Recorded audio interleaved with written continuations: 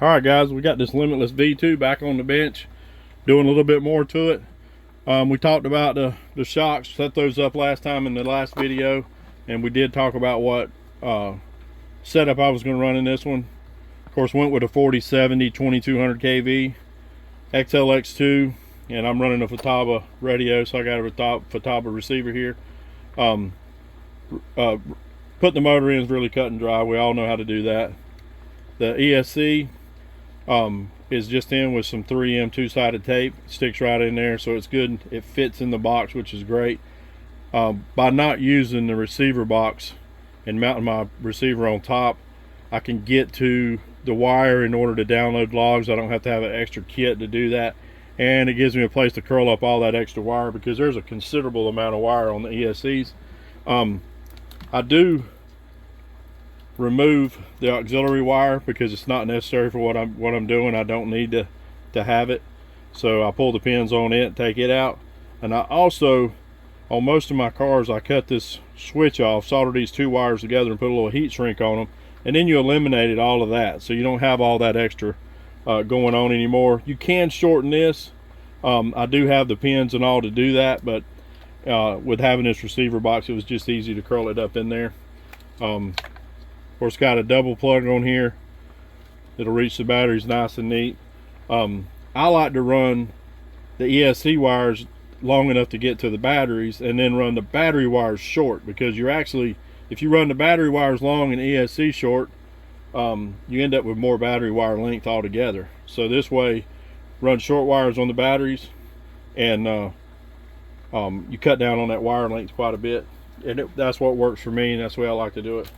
The next thing we're going to do, now that we've got these shocks done to where they're actually holding the arms, the grub screws are not doing anything. They're just in there. They're not doing anything at all. You know, we lowered the car with those bushings, those nylon white bushings. Actually, these right here. And so now we have the rake in the car that we need. It's higher in the back, lower in the front. As far as in the front, I tell people all the time to set your ride height in the front as low as you can for the road that you're running on. Some roads are rougher and you can't really drop them down. I've got cars that on my road I can run 5 millimeters on, and other cars that dive a little more or change, you know, you might run 10. With the fuel tubing on the outside, the car will go down, but it does stop the car from going all the way down, so it's not diving into the pavement.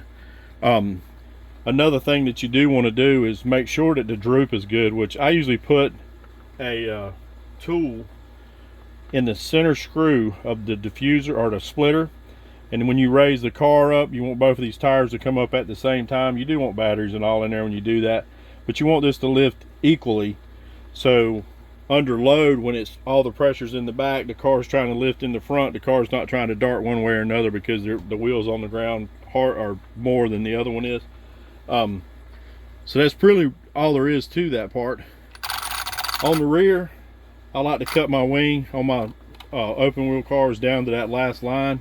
It gives it a little bit of downforce in the back, but it's not too much. The front, I do a little bit different. Most people just take these canards, is what most people are calling them. They just take them off and throw them away. What I actually do with them is cut them down so that there's just a small lip about as high as this all the way across. It gives it a little bit more downforce in the front. It's not affecting the speed at all, and it keeps that front end down, because these things are bad about flying up. They don't have a lot of front downforce even with nothing on the front. So that's what I do with those. I'll show you that in just one second. Of course, the car came with a clear body, as we know, and I've got this one is painted, and you see how I've done these. I just cut them down just a little here. It gives it just a little bit of downforce on the front of the car, and I actually use a piece of Gorilla Tape and tape this front, because there's one screw right here, so these things are kind of floppy. So I just take and put a piece of tape, wrap it around, tape it on the bottom, so when I put this on the car and I put the one screw in it, that little canard, it's cut level. It's just a little bit of downforce on the front of the car, keeps that front end down for me. I like that. It works good. You know, my 174 Limitless open wheel has those on it. I'll show you the rest of this body, which turned out really good. I actually got it not from the guy that painted it, but I got it from the guy that he painted it for. His name is I think it's Don Rains. I understand he's not painting any bodies anymore due to some vision problems or something, so he done a really nice job. It's an awesome paint job. I can't wait to get this thing out and run it. First run, we're gonna get it out. We're gonna run it on 4S. I like to run my cars on 4S before I run them on 8S. I want to see how they're gonna do. You know, even though I've got it set up to run 4S, I mean 8S, I do a 4S pass just to make sure the car's going to go straight, make sure everything's doing what it needs to do.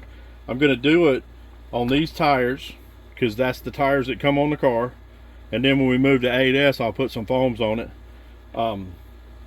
and we'll go from there. Gearing wise, it's a 39 spool, which I'm going to leave because that's what comes stock, trying to keep the car stock again. I'm actually going to run a 34 or 33 pinion to get the gear ratio in the 113, 114 range thereabout, and we'll see how it goes from there. Get some logs and see how she does.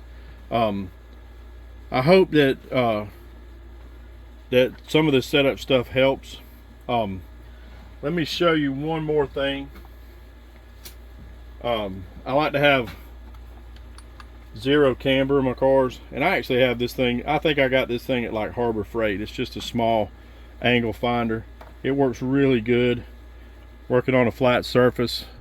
These things are like $1, and you can get your camber setting set, toe in on the front. You know, I actually like to have my toe to where when it's under load, because these wheels are going to be pulling forward pretty hard, they'll actually pull straight or maybe even in a ½ a degree and help with some stability.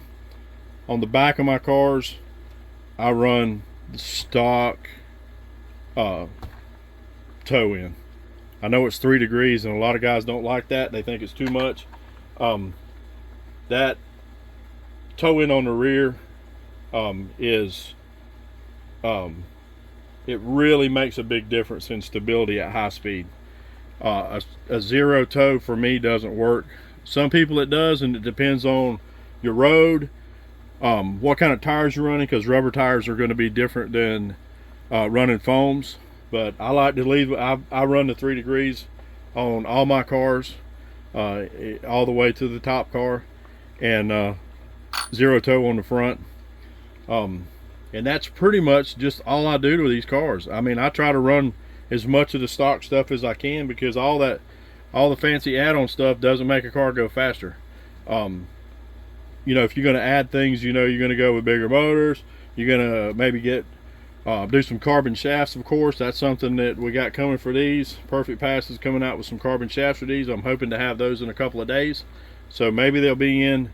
We're going to do the first couple runs with the stock shafts, so that everything in the car as much as possible is stock, because all I've added to this car is a nylon shim in the shocks to get the ride height where I want it, and the electronics. Everything else is the way it came. So we're gonna get this car out.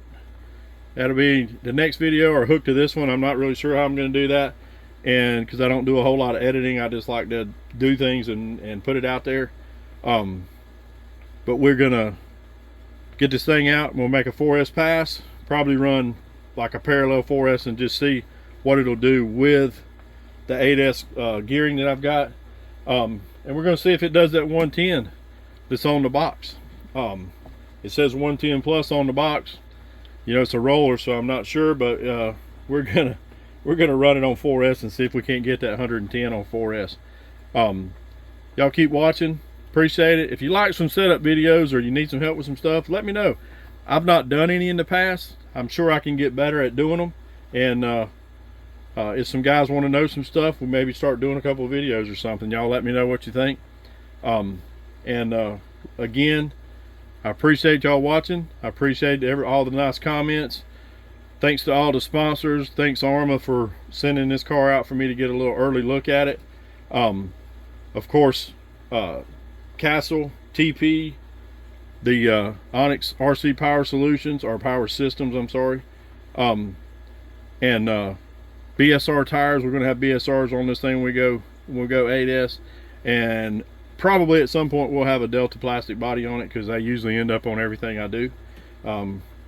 And I appreciate everybody helping out. And of course, like I say, those carbon shafts from Perfect Pass, they're in the works. They're going to be on Amazon soon, and they're going to be in this car real soon too. So y'all keep watching, and we'll keep doing some videos. If you like them, I'll try to do a whole lot more. Thanks for watching, guys, and let's get this thing out here and see if this thing can do 110 miles an hour like it says on the box. And we're going to do it on 4S.